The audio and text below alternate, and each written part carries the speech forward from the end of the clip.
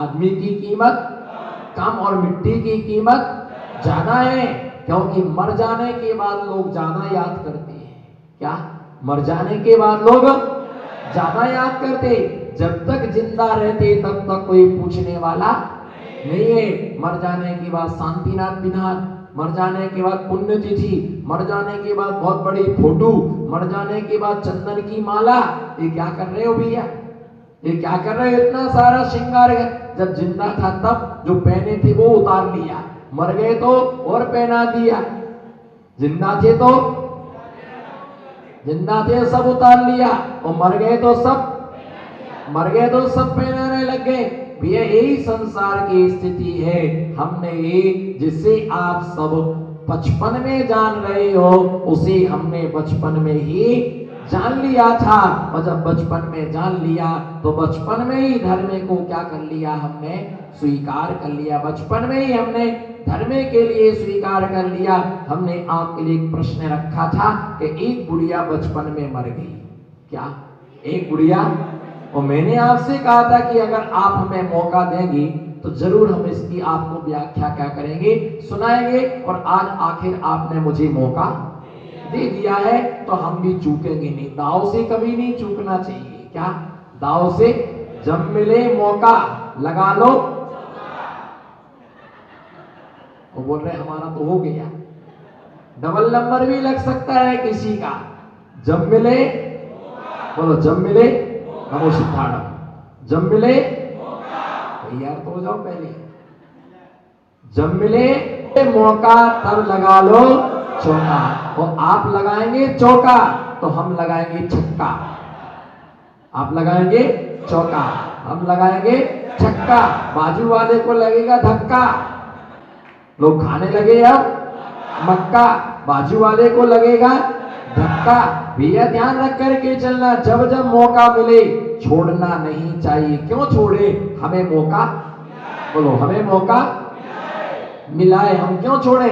हम बिल्कुल नहीं छोड़ने वाले। क्या मालूम दूसरी बारी मौका मिला या दूसरी बारी मौका मिला या ना मिला। इसलिए जो है कल रहे या ना रहे, इसकी कोई गारंटी नहीं है। आपने आखिर आज हमें मौका दे ही दिया। एक बुढ़िया बचपन में मर गई। एक बुढ़िया, बोलो एक बुढ़िया बचपन में मर गई। और बुढ़िया कैसी थी? जब घर में है ना लड़के की शादी हुई और शादी होकर के बहू आई, उसकी बहू की भावना रहती थी कि हम महाराज का चौका लगाए। कोई ना कोई साधु प्रेमी होता ही है, कोई ना कोई साधु प्रेमी होती ही। समाज में 10-5 बुढ़ियां ऐसी होती है जिनको चौके में क्या होता है?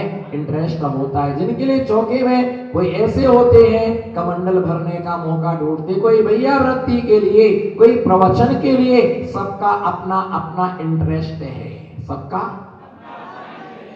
क्योंकि कई लोग बोलते टेस्ट नहीं आ रहा, टेस्ट नहीं आ रहा। जब नहीं होता है हमें इंटरेस्ट, बोलो जब नहीं होता है हमें, जब नहीं होता हमें इंटरेस्ट, तो हमें किसी भी चीज का नहीं आता है। जीने में भी इंटरेस्ट होना चाहिए, खाने में भी इंटरेस्ट होना चाहिए, पीने का भी इंटरेस्ट होना चाहिए, घूमने का भी इंटरेस्ट होना चाहिए, और बोलने का भी इंटरेस्ट होना चाहिए, और सुनने का भी इंटरेस्ट होना चाहिए। जब इंटरेस्ट हमारे लिए होता है तो टेस्ट हमारे लिए क्या होता है? जब खाने में हमें है ना रुचि नहीं है तो उस व्यक्ति को कभी क्या नहीं आ सकता है? स्वाद नहीं आ सकता है। स्वाद उसे ही आता है जिसे इंटरेस्ट होता है। तो बहुत ही चौके में उसकी रुचि थी। अब गांव में महाराज आए, उसने चौका लगाया, और जैसी पड़गाने खड़ी हुई तो बड़े महाराज आ गए। बड़े महाराज आ गए तो बड़े महाराज के आने पर खुशी भी बड़ी आती है।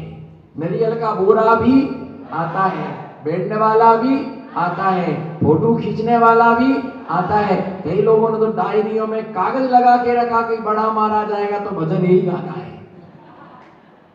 पूरी तैयारी रहती है, पी प्लानिंग, सर्जिकल स्टाइल है ना, बिल्कुल तैयारी रहती है। उसने भी चौका लगाया। ससुराल में पहला चौका था, ससुराल में पहला चौका, अभी तक चौका नहीं हुआ था, पर बहू ने चौका लगाया। सास एक तरफ बैठी रही, ससुर एक तरफ बैठे रहे, पति ने थोड़ा सा सहारा कर दिया।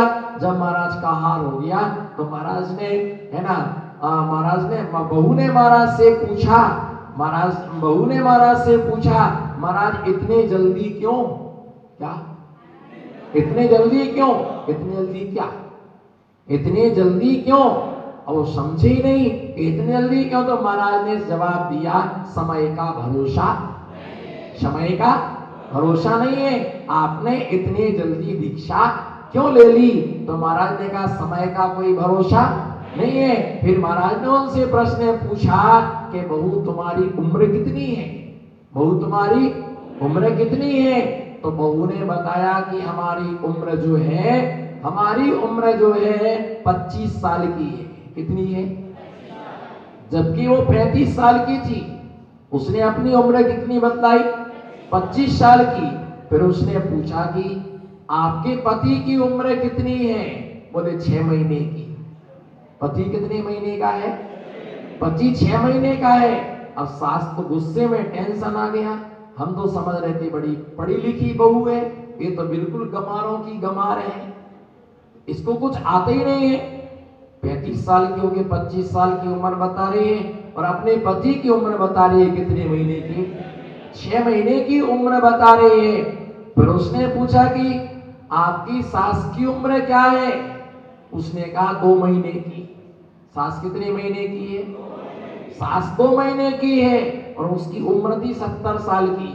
और ससुर की उम्र क्या है? बोले अभी तो उसका जन्म ही नहीं हुआ है। ससुर का क्या नहीं हुआ है? अब बताओ, ये पागलपन की बातें नहीं तो क्या है? ये मूर्खता नहीं तो क्या है? बिल्कुल पागल है बहू तो, है ना। खुद की उम्र 25 साल, पति की, है ना, 6 महीने, सास की उम्र 2 महीने, और ससुर का भी क्या नहीं हुआ है? जन्म ही नहीं हुआ है। बोले जाने दो, महाराज को फिर बताती हूँ इसके लिए। बहुत बुल करती है। क्या बोलती है महाराज के लिए? जैसे ही महाराज कमंडल लेकर के जंगल पर आ गया, जैसे ही महाराज जंगल गए, और बहू के ऊपर तो क्या है, भूकंप आ गया, सुनामी लहरें आ गई, पूरा बादल गरज पड़ा, बरस पड़ा, कुछ आता नहीं जाता नहीं। कितने साल की तू है? बोले माँ जी मैंने जो जो उत्तर दिए वो सब सही थे, कोई भी गलत नहीं था। तुम 2 महीने की हो, हमारा आदमी अभी 6 महीने का है, ससुर का क्या नहीं हुआ है? अभी जन्म ही नहीं हुआ है। अगर आपको नहीं हो विश्वास तो आप महाराज से जाकर के पूछ लो, हमसे बहस मत करो। सम्यक दृष्टि जीव कभी भी बहस नहीं करता है। हे मित्र, सम्यक दृष्टि जीव किसी से बहस नहीं करता है। वो विषमवाद में नहीं जीना चाहता, क्योंकि श्रावक कुल में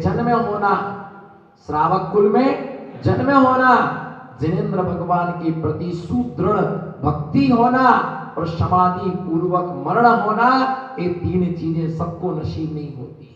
ये 3 चीजें सबको नसीब नहीं होती है। क्या क्या? एक तो श्रावक कुल में जन्म होना, जिनेंद्र भगवान के प्रति सुदृढ़ भक्ति का होना, और समाधि पूर्वक मरण होना। मौत तो सबको मिलती है, पर समाधि मरण सबका होता नहीं है। बहू ने कहा महाराज के पास गई सास, बोले महाराज हमारी पगली बहू क्या क्या बक रही थी?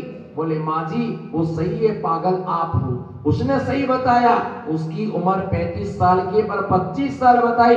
हमने 10 साल बाद धर्म करना चालू किया। उसके बाद उसने कहा कि उसका जो पति है उसको 6 महीने की उम्र है, शरीर से तो वो 28 साल का है, शरीर से वो 30 साल का, 40 साल का है, लेकिन 6 महीना पहले से उसने धर्म करना शुरू किया है। इसलिए धर्म का जन्म क्या है? 6 महीने पहले से हुआ, इसलिए 6 महीने की उम्र है। और अभी तुमने 2 महीना से मंदिर जाना, बोलो तुमने 2 महीने से मंदिर जाना चालू किया है। इसलिए हे डोकरी, अभी तू कितने महीने की है ना? एक बुढ़िया है ना, बुढ़िया का बचपना है, अभी तू 2 महीने की है। और ससुर का भी क्या नहीं हुआ है? जन्म नहीं हुआ है। क्योंकि सवेरे उठ करके चाय से तो आत्मा रूपी परमात्मा का अभिषेक करते हैं, और पहला अर्घ्य आलू से चढ़ता है। आलू खाते हैं, प्याज खाते हैं, रात में भोजन करते हैं, बीड़ी पीते हैं, तंबाकू खाते हैं, मंदिर नहीं जाते, साधु के पास नहीं जाते, ऐसे आदमी का शरीर का तो जन्म हो गया, लेकिन उसके अंदर अभी धर्म का जन्म, पटवारी साहब, धर्म का जन्म अभी नहीं हुआ है। कहीं यहाँ भी ऐसे लोग होंगे कि जिनका अभी तक क्या नहीं हुआ है, जन्म नहीं हुआ है, बस वो शरीर को जन्म क्या मान रहे हैं, है ना। जो सिर्फ जिसके अंदर शरीर का जन्म होता है, बस उनका सिर्फ जन्म होता है, और जिसके शरीर के साथ साथ जिनके अंदर धर्म का जन्म होता है, उनका जन्म एक ना एक दिन जन्म कल्याणक में बदल जाता है। उनका जन्म एक ना एक दिन, उनका जन्म एक ना एक दिन किस में बदल जाता है, जन्म कल्याणक में बदल जाता है। उनका जन्म एक ना एक दिन जन्म कल्याणक में उनका क्या हो जाता है, जन्म कल्याणक में बदल जाता है। और जिनका जन्म कल्याणक हो जाता है, बोलो जिनका जन्म कल्याणक हो जाता है, उनका निश्चित ही मोक्ष कल्याणक हो जाता। इसलिए एक बुढ़िया बचपन में मर गई, शरीर से तो बूढ़ा हो गया, बोलो शरीर से तो बूढ़ा हो गया, लेकिन धर्म से अभी क्या है, बालक है। और जो धर्म से क्या है, जो धर्म से बालक है ना, आचार्य उसका पालक है। आचार्य उसका पालक होता है। आचार्य उसे क्या करता है, पालता है। शरीर से बुढ़े हो जाते हैं। जब देखो, जब किसी की संलेखना होती है, किसी की समाधि होती है, मैं तो आपसे ये कहता भले दीक्षा नहीं देख पाओ, लेकिन पता चले कि समाधि हो रही तो एक बार जरूर पहुंच जाना, क्योंकि समाधिस्थ साधु को भी तीर्थ कहा है। क्या, समाधिस्थ साधु को तीर्थ कहा है कि इससे बड़ा तीर्थ कोई दूसरा नहीं होगा। क्योंकि उस समय अपन को पता चलता है कि साधक समाधि कर रहा, भगवान हमारा भी समाधि पूर्वक मरण हो। क्या, अगर किसी साधु की दीक्षा देखो तो मालूम ऐसा भाव बनाना, ऐसा समय आए कि हमारी भी क्या हो, दीक्षा हो। और जिस समय किसी की समाधि देखो तो ये भावना माना कि हमारा भी समाधि पूर्वक क्या हो, हमारा भी समाधि पूर्वक मरण हो। तो ये तीनों चीजें सबको मिलना दुर्लभ है। इसलिए जिसका जन्म ना हुआ हो, है ना, डरना नहीं। अगर आपका आदमी मंदिर नहीं आता, उसको प्रेरणा दो। अगर आपकी पत्नी मंदिर नहीं आती है, उसको प्रेरणा दो। अगर बच्चे नहीं आते हैं, उनको संस्कार करो कि मंदिर में आओ, प्रवचन में आओ, साधु के पास आओ। वो आएंगे तो उनके अंदर धर्म का क्या होगा, जन्म होगा। बच्चों से कोई परेशान नहीं है। बताओ कौन बच्चों से परेशान है? कोई बच्चों से परेशान नहीं है। बच्चे परेशान नहीं करते, उनकी आदतें तुम्हें क्या करती है? बच्चे परेशान नहीं करते, उनकी आदतें तुम्हें क्या करती हैं? परेशान करती है। तो ऐसे समाधि को धारण करने, धर्मात्मा जो होता है, पुण्यात्मा जो होता है ना, उसके लिए समाधि प्राप्त होती। और हमारा भारत एक ऐसा देश है, भारत हमारा ऐसा देश है कि जिस भारत देश में निरंतर समाधियां साधु की होती रहती है। समाचार मिलता है कि वो साधक समाधि को प्राप्त हो गए, वो साधक समाधि को प्राप्त हो गए। दुखी होने की आवश्यकता नहीं है। अगर कोई जीव समाधि को प्राप्त हो गया तो दुखी नहीं होना, ये सोचना ओहो उन्होंने अपने लक्ष्य को क्या कर लिया। हाँ, पर ऐसी भावना नहीं भाना कि इनकी जल्दी समाधि हो जाए, ये ध्यान रख के चलना। ऐसी भावना नहीं भाना कि इनकी समाधि हो जाए, पर ये भावना भाना जिनकी भी समाधि हो अच्छी तरह से हो। क्या, जिनकी भी समाधि हो अच्छी तरह से हो, पर ये भावना नहीं भाना कि इनकी समाधि हो जाए। अच्छी तरह से जब भी हो, अच्छी तरह से समाधि हो, ऐसी भावना रखना। और साधुओं के समागम के बिना समाधि नहीं होती। और भैया मनोहर भैया, ये ध्यान रख के चलना, कुछ काम ऐसे होते हैं, बोलो जोश बोलो, कुछ काम ऐसे होते हैं जो गुरु के हाथों से ही अच्छी लगती है। बोलो, कुछ काम 1 ग्राम से लेके 1.25 कुंटल तक हंस के मुस्कुरा करके बोलो, कुछ काम कुछ काम ऐसे होते हैं जो गुरु के हाथ से ही अच्छे लगते हैं। अब इधर देखो, कुछ काम ऐसे होते हैं जो गुरु को ही अच्छे लगते हैं, तुम्हें वो काम अच्छे, तुम्हें शोभा नहीं देते हैं। श्रावक ऐसा हाथ रख करके बैठे तो कोई बात नहीं, वो चलेगा, पर साधु ऐसा बैठे, साधु ऐसा शोभा को प्राप्त नहीं होता है। साधु ऐसा बैठे तो क्या होता है, शोभा के लिए प्राप्त होता है दीक्षा और समाधि। दो चीजें ऐसी है बने भैया, दीक्षा और समाधि दो चीजें ऐसी हैं जो गुरु के हाथ से ही क्या होती है। जब कोई साधक समाधि करता है, आचार्य उसे अपनी गोदी में लिटा लेते हैं, उनका सिर अपनी गोदी में रख लेते हैं और एक हाथ से उनके सिर को पकड़ के एक हाथ उनके गाल पर होता है। देखो आपने कितना खाया, खाया ना। बच्चे को देखो, आप दृष्टि हमारे पर लगाओ, लक्ष्य एक हो, दृष्टि एक हो, उद्देश्य एक हो, आत्मा कभी भटक नहीं सकती है। बोलो, दृष्टि एक हो, लक्ष्य एक हो, उद्देश्य एक हो, आत्मा कभी भटक नहीं सकती है। आत्मा कभी, देखो कितना खाया तुमने अनादिकाल से, खाया ना, तो खाया ना अनादिकाल से, खूब खाया। उसको समझाते हैं अब इच्छा मत करो, अब त्याग करो, आपको उत्तमार्थ को प्राप्त होना है।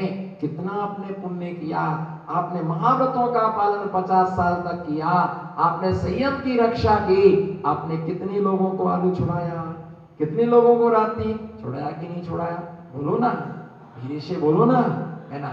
कराया, अच्छा शक्ति नहीं है, आरा सिर हिलाओ, सिर हिला के बताओ, है ना, किया ना।